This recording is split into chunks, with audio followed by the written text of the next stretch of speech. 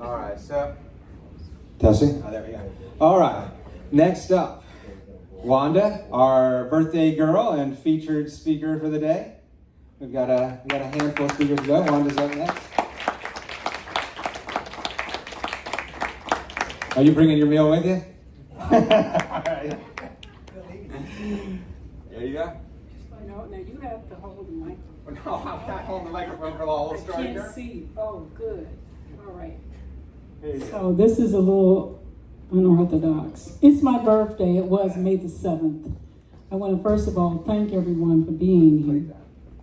Now, I didn't just bring up my food and this beautiful doll, but I first want to thank Ross and Jim and the whole membership body for allowing me to do this special presentation. Now, both of these items did not know they were going to meet up. This represents my childhood dream of going to Africa.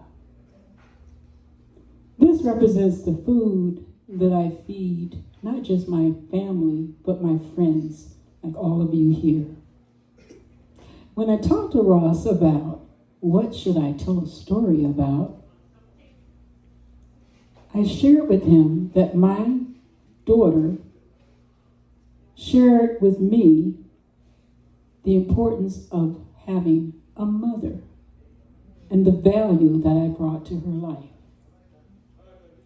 You see, many years ago, let's see, she's 45, maybe about 20, 30 years ago, we were as poor could be. And we lived in a public housing community in Washington, D.C. I moved there, not by choice, but because I needed to go there. I needed to get out of St. Petersburg. And when I got there, I didn't know a lot of people. But I was a teenager. I had an aunt, my mother's sister, who's since gone on to the stars beyond. My mother has gone on, stars beyond. Uncle, auntie, I have literally step family here, but no blood relatives except for my son, wherever he is, somewhere in the audience. Oh, there he is back there. Okay.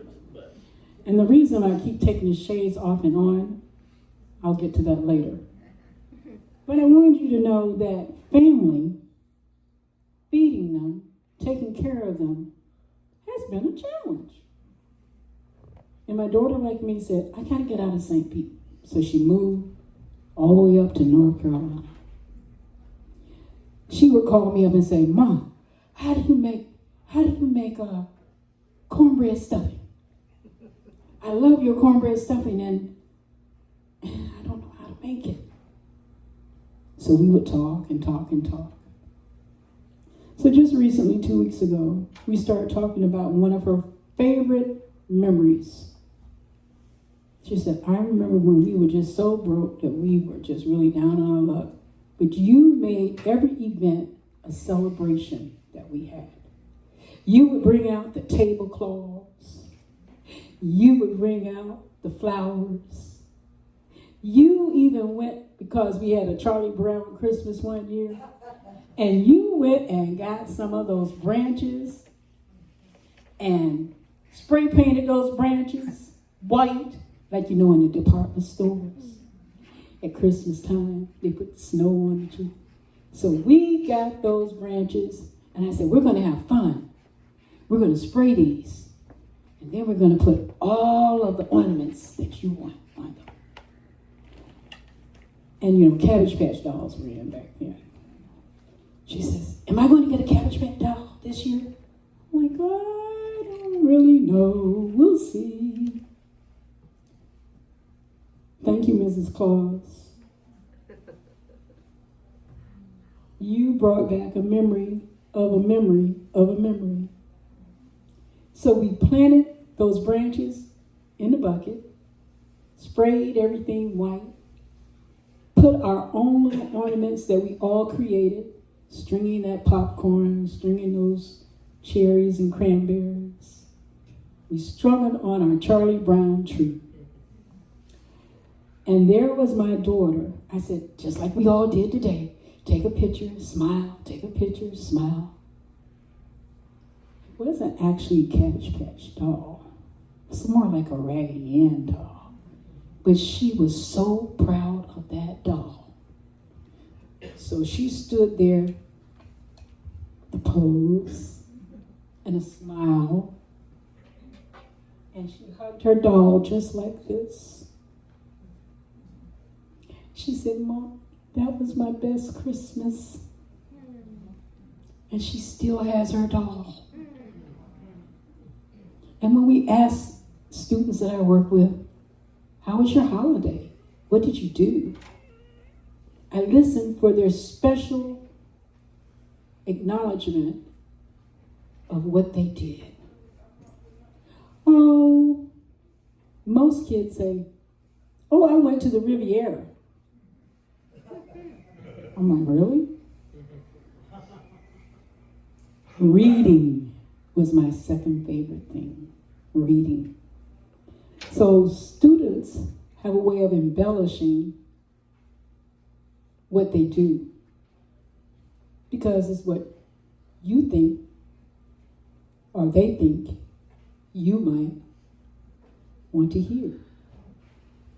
But they have that special book.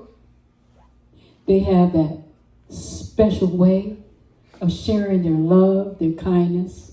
And if we share our love and kindness, you're going to get it back threefold.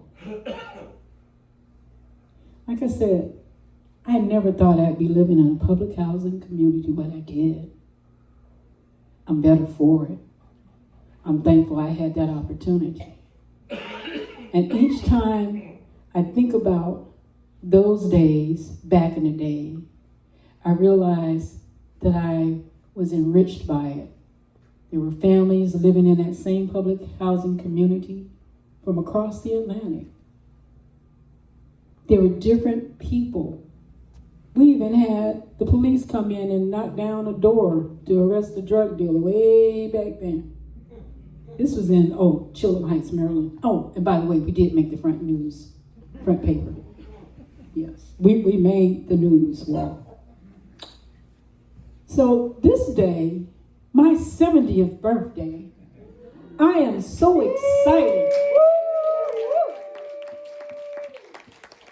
that I made it this far. I can't turn back the hands of time, but I can remember the time when. Yeah. And has it gotten any easier? Yes, because I have each and every one of you as a friend. Not just, can you help me with this? Can you help me with that? But are true friends. It's hard for me to sit down and say, okay, you can help. But my friend Pam is out there. All of you have helped in some way. Just by being here, you've made a difference. Washington, D.C. was where I roamed for 13 to maybe 20 years.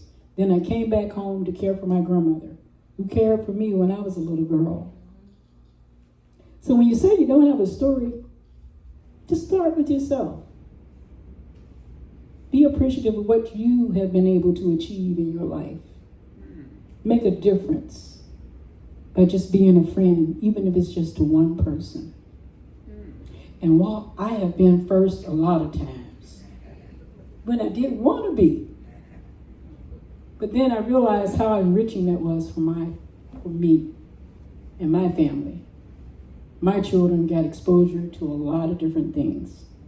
And I did that purposefully so that they could say, Mama, I understand. Mama, I really appreciate you. So to you all, thank you for helping me celebrate my 70th.